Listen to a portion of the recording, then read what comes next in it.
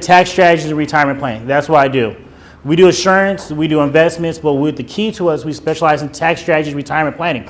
So we're different than your regular financial planner who just talks about buy this stock, get this index, 8% rate return, and that's it. And then we're different than your regular CPA who says, given your taxes, he looks at everything, he says, this is how you reduce your taxes today. What we do is we make sure that you reduce your taxes not just for today, but also down the road. And we look at taxes and we look at economic data and the history of it and look at how can we help you improve your tax situation. You know, a little bit over less than 100 years ago, America really didn't have a tax system back in 1900. Nobody paid taxes till after the Civil War, where it actually became mandated that people pay taxes. And since then, taxes have definitely changed. It made things more complex. And we as humans have changed. If we look at human civilization, we lived, and just looking at life as a historical point, we lived, then we worked, and then we passed away. Then the 1920s, actually 1930s came, where we live, we work, then we didn't die, we started getting Social Security. And then we live for 5 years and we pass away. Now we live, we work, we retire, get a second job, we do something totally different, live a more exciting lifestyle, and everything totally changes. And then we have something now called retirement, which if you look at the grand scheme of human civilization, it's a brand new phenomenon where we've been around for thousands of years, but we only really been having retirement now for about 80 to 90 years, if that. So we definitely want to talk about that. Let me guys give you a little bit about my background. I've been doing this now for 10 years. I started off with New York Life, became a $1 Million Roundtable member, which if you don't know what that is becoming one of the top 10% of insurance and financial advisors in the world. Now, I've been through everything you guys probably seen lately. I've been through the Great Recession in 08. Who remembers 08? Yeah. In October? Yeah. Who remembers seeing Washington Mutual fail?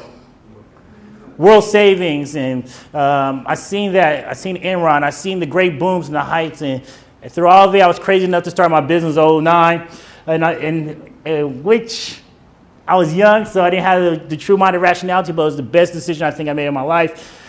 And right now, I'm currently studying for my CHFC, and I specialize in taxes and retirement planning. That's what we do. We can sell tons of life insurance. We can sell tons of health insurance. We can do tons of I.R.A rollovers. But what we really like to do is really give people ideas and give people the Mitt Romney plan. How many of you guys remember when Mitt Romney ran for his campaign? He didn't want to give you guys his taxes.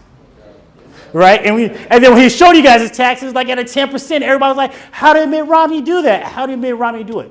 Because he had a group of advisors who has helped him with so much of his taxes to shelter it. Right now, you can look at Amazon as a perfect example of that right now. Amazon got $3 billion that they're supposed to owe to the state of California. But they're about to pay probably into the federal government, but they're about to pay probably a law group about $15 to $30 million to make sure they don't pay those $3 billion. GE right now got a tax refund, and they make billions of dollars. Verizon the same way in all these companies. So the people who are getting hurt more and more in this is our country are us, the middle to upper class American. And right now, my job is to help you guys have some different ideas about how to properly plan and save for retirement. But before I go any further, let me talk about the current state of the economy. Right now, we have 2,000 plus days in a bull market. So if you put your money in over 2,000 days ago back in 09, you're making tons of money, right? 2,000, third longest ever in history right now. And it's still going. So your S&P 100 is looking good. Your Dow Jones average is looking good. It's a great time to be in the market at a certain point. But it's going up. But we don't know when it's going to end, right? Second thing, the 10-year T-note yield is down 18% for the year, which means the government is still lowering the dollar because it doesn't have enough confidence in our economic system all the way. So they're trying to make money cheaper and cheaper before we can borrow more money from it. So right now you get about 10-year yield for about 2.43% if you're lucky. Right now, the job report, if you guys look at it, which is crazy, was the August job growth was at 142,000 last month. It was projected to be at 225, which means right now we have a slowness in job growth in our economy, which is due to a couple things. Job companies are not hiring. There's more mergers and acquisitions, so you guys starting here, where now you have big corporations buying other big corporations and businesses buying other businesses, which means I don't need you no more. I'm going to fire because they got two of the same position. And then more importantly, are cell phones. The iPhone 6 just came out, which takes away thousands and thousands of jobs because of all those apps that we like, and only created a very slim amount. So I always like to say the key to retirement is not how much it's worth, but how much you can put in your cash on a regular basis, or how much you get when you finally sell it, right? How much does real estate actually cost when you actually sell it, the value of it? It doesn't matter if the price of real estate go up to $800,000 right now. If you're not selling it making $800,000, it doesn't matter. It's about how much you actually get when you sell it, or when you get some cash flow out of that real estate piece, or with your stock, or anything that you sell. So when we look at retirement planning, there's a couple things we need to look at when we look at retirement planning. One thing we're going to talk about is life expectancy. Number 2, our standard of living. 3, inflation. 4, rate of return. And 5 is taxes. How many of you guys' grandmother's still living? How many of you guys bought a card for somebody or looked at the Hallmark store and saw a card that was over 100? There are cards underneath 100. Like in 84, they only had one at Hallmark. Now they got 28 different cards for somebody turning over 100. That's the fastest growing population in America. We're living older. We're eating better. People started eating organic. I'm starting to eat organic. I'm starting to drink those green smoothies with the cucumbers and the spinach and some fresh fruit. So what we have to look at retirement, we're actually living longer than what's the usual stereotype when we look at your Vanguard or Fidelity. When we talk about retirement, we're living longer and longer. And we look at retirement plan, we need to look at what's going to be our life expectancy. And we can no longer base it off of where our parents or our grandparents' life expectancy, because the advancement of health and medicine is huge. We have to look at now, what can we actually do and how long we're going to live if we do live to 90, 95. What is that going to live for our retirement? I have clients right now who are police officers, firefighters, who are retiring at 50, 55. And I say, what are you going to do for the next 40 years? And they shock, like, 40 years? I see you going to sit on the couch and watch NFL Network all day? So when we look at life expectancy, when we look at our money, what can we do to make sure that money does not run out for ourselves? Now, if we look at a couple of these stats, you can see the average age of somebody 65 male is going to be to age 84. That means 19 years. What are you going to do for those 19 years? How are you going to make sure that your money lasts you if you retire at 65 to your age 19, until your age 84 for those 19 years? Women live longer than men. That's a fact. Men, we don't know how to deal with stress. We pass out. We die.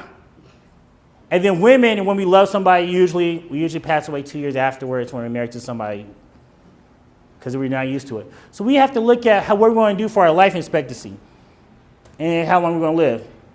The second thing we have to look at is our standard of living. Who spends more money on the weekends than on the weekdays? Raise your hand. You do? I do too. I'll go to the Cal game, or you go, matter of fact, forget it. You go to a Niners game, even though I don't like the Niners. You pay $200 for a ticket. You get those people to bring your food. That's in nosebleed area. You get the people to bring you food all the way from the bottom and serve it to you because they have the app. You pay for the parking, which is another $30 to $50. You got to have a beer there, which is another $20. And you look at this, we spend tons of money. But when I'm at home, I'll probably cook for myself. Last night I went to Farmer Joe's, cooked for myself. Nice pork chop, apples, baked, spinach and all that. And guess how much it cost me? $5. So we spend more money on the weekends, right? And so we have to look at where's going to be our standard of living when we retire.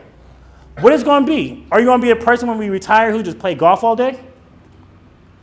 Are you going to be a person who say, hey, I'm going to go on vacation. I'm going to get an RV when I retire. I'm going to just cruise around the country. Right now, my grandmother, she's in Paris right now, just traveling in Europe and enjoying herself, her and my grandfather, for retirement. So we have to look at those things. Are we going to start another career? There's more and more people are starting businesses when they retire, turning a hobby into a business. Or what's going to be when you finally get sick? Who's going to take care of you? That's going to be is the question I always ask people. Because when we retire, oftentimes we think we're going to be okay, but eventually our body breaks down, we get sick.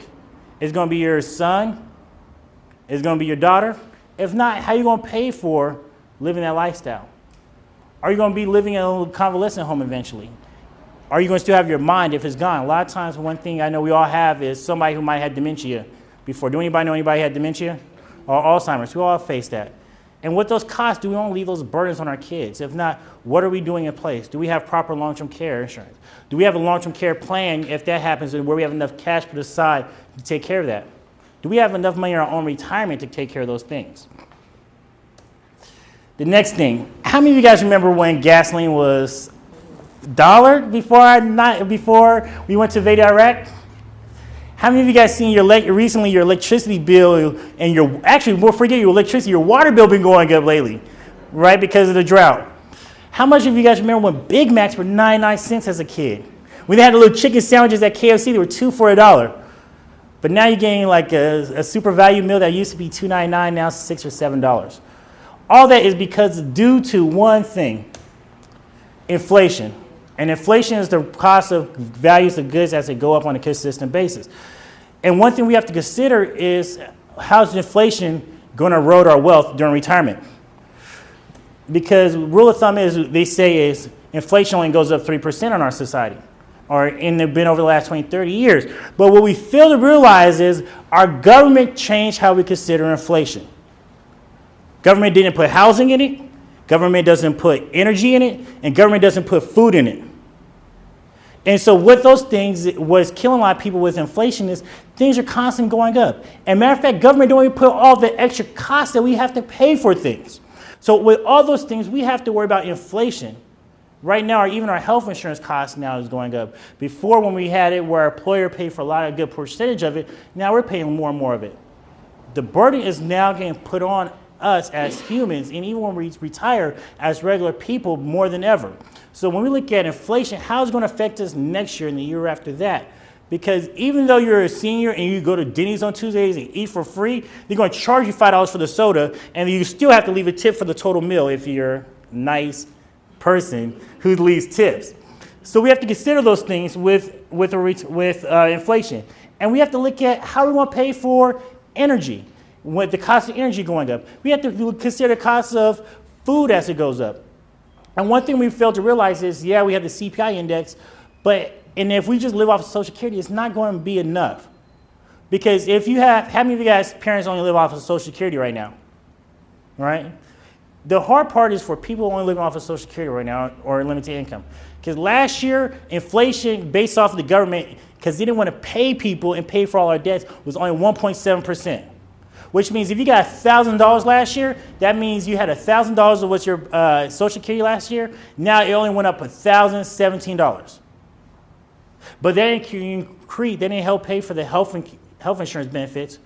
Your parents' medical supplement plans prices went up. The energy for their PG&E has went up, and everybody's seeing cable is going up. And if your parents barely live off security, you probably live watching a lot of cable. And cable prices have been skyrocketing over 20% over the last 5 years. And those people are struggling. And we don't want to be the same people who are struggling due to inflation with retirement. So we have to consider what type of investments or what type of tools or what are we going to do to really counter true inflation, which right now in our society is 8.37.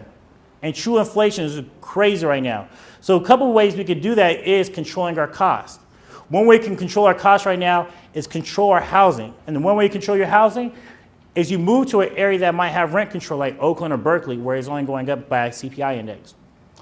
Or you buy a house with a 30-year lock so that the price of that house where you're paying a $2,000, $3,000 mortgage, it doesn't cost as much year by year if you include inflation towards you, even though you lose the tax benefits as the years go on. So we have to look at different things to really count how we're going to really take care of ourselves with inflation when we look at retirement. The third thing we have to look at is rate of return. Now, during bubbles, everybody makes money in bubbles, and everybody's right during bubbles, right? You guys remember in 96 and 97 and 98 where everybody was buying stocks, and your grandmother was right on which stock to buy? That was technology, and that was the .com. You guys remember that? You guys remember 2005 and 2006? It didn't matter where you bought.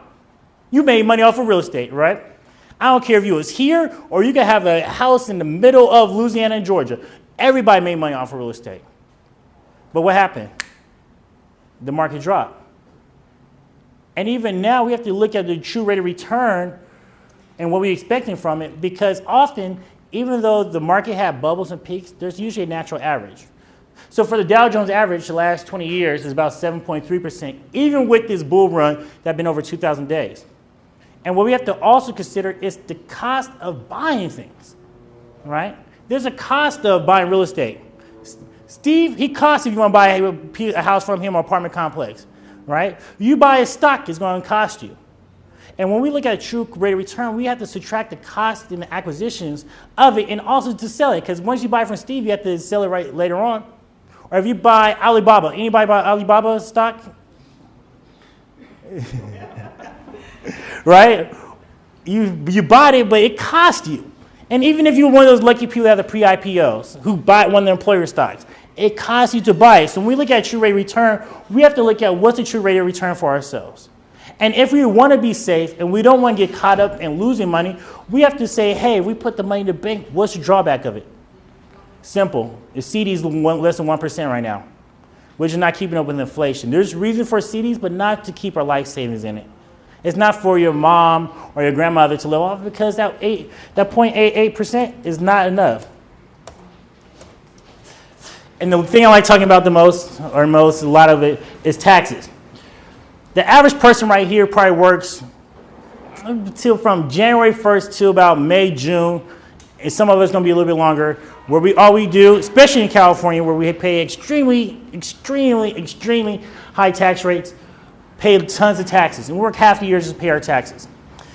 And one thing about retirement, one thing we lose as we retire are two of the most common tax benefits that we have, which is one is your home. As you get older, most of the time our house is about to be paid off. We're paying more principal than we are with interest. And also, child tax credit. Your kids are gone out the house. Hopefully they're taking care of themselves and they didn't move back in. And even when they move back in, you don't get the tax credit like you used to. They're just living off of you and living, which is starting to become a growing trend as the highest unemployment rate is actually of young people right now. And you have a huge amount because inflation growing, inflation and the costs and expenses of living out are moving back home. So when we look at that, we have to look at what can we actually do and look at how taxes are going to be. And taxes often we feel like is dictated by ourselves because we say we're going to make less income, when in fact it's really based off of the government. When they need to raise taxes, they raise taxes. And if they don't raise taxes, they raise fees. How many of you guys got a parking ticket in the last year in Oakland? $58, right? I know I'm one. I'm not going to, right? Right? Alameda. Right? Or I say this. I parked at the wrong place in August. Perfect example of fees. I parked in the wrong place. Person said I blocked the drive a little bit. He towed my car, my neighbor across the street. Highly upset. Guess how much it cost me? Not $58. No way. No, 200 plus. More than that. $400. My car got towed. I thought I got stolen when I got back home from eating out at 12. I got my car by 11 o'clock. It cost me $458. Pay the city, pay the state, and the city another fee, and the tow company. Those are fees. Fees are taxes. And they might know, I don't raise taxes at politicians, but they're all taxes by fees, tax increases. You can just go to Montclair Parking right now. Montclair Parking just went up from $2 to $2.50 an hour. And they're going to do it for the whole city of Oakland. And it's seen as an experiment if it really does work. And it's going to work because it's going to be more money. Who's not going to go to the normal spots to eat, drink coffee at? $2.50. That's over a 25% increase in parking. And parking, $2.50, $2, $5 compared to $4. You're paying 20% increase in taxes. So when we look at retirement, we have to do a couple things as people. We have to hedge our taxes. So we have to look at a few things. One thing is we need to look at how can we reduce our taxes when we're at retirement and what's going to be our tax liabilities. One thing, we can contribute to a Roth IRA. Second thing, we can convert to a Roth IRA. Third thing is cash value life insurance, which builds up cash as well. And the last thing I didn't put on here, I usually don't, depends on the city and state. And there's also one last one, is 529 plans, and then also municipal bonds. And if you're a person believing your city's going to do great, you can buy the municipal bonds. And if you don't know what municipal bonds are, all it is allowing the city, state, or county to borrow money from you. So who likes the Raiders? Steve. So Steve is probably going to get some money for the Coliseum City project, which is going to be a bond for public. Even though I don't agree with it because I feel Mark Davis, who has tons of money, as a millionaire, multi-millionaire, should pay for itself instead of city and states, but the city's going to probably pay for it. So we have to look at how, and with that, we have to look at how we're going to lower our taxes and look at municipal bonds. And then how bonds work is you get $100,000, the interest rate 6.5%. They give you 6.5% based on how many times they're going to tell you to do it. Okay. So this is the ideal retirement for portfolio for people, and everybody's going to be different. So the one bucket is the guaranteed money bucket, right?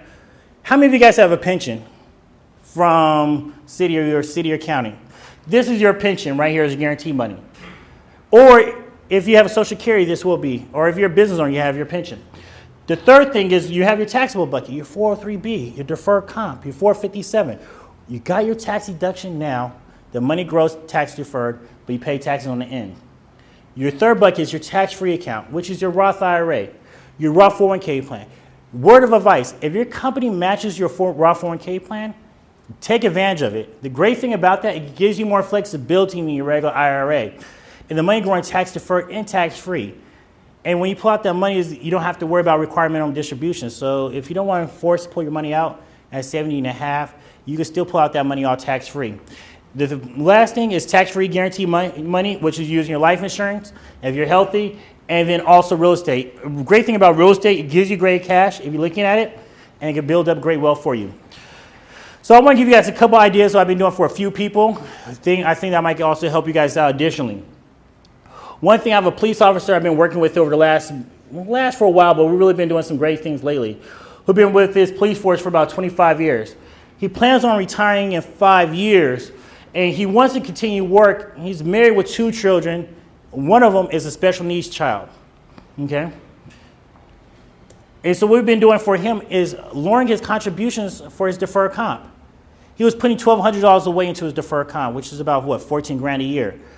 But when you looked at it, how much money he could contribute, he only saved about $4,400 away for his retirement, which is good, but you save $4,400, you put 12, you save $4,400.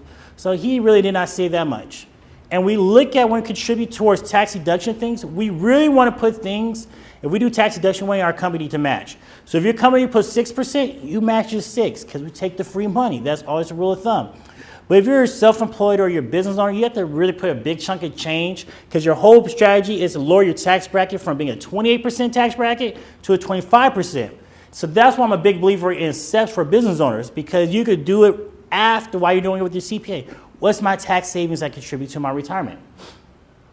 Also, we put together a plan to maximize his CalPERS pension.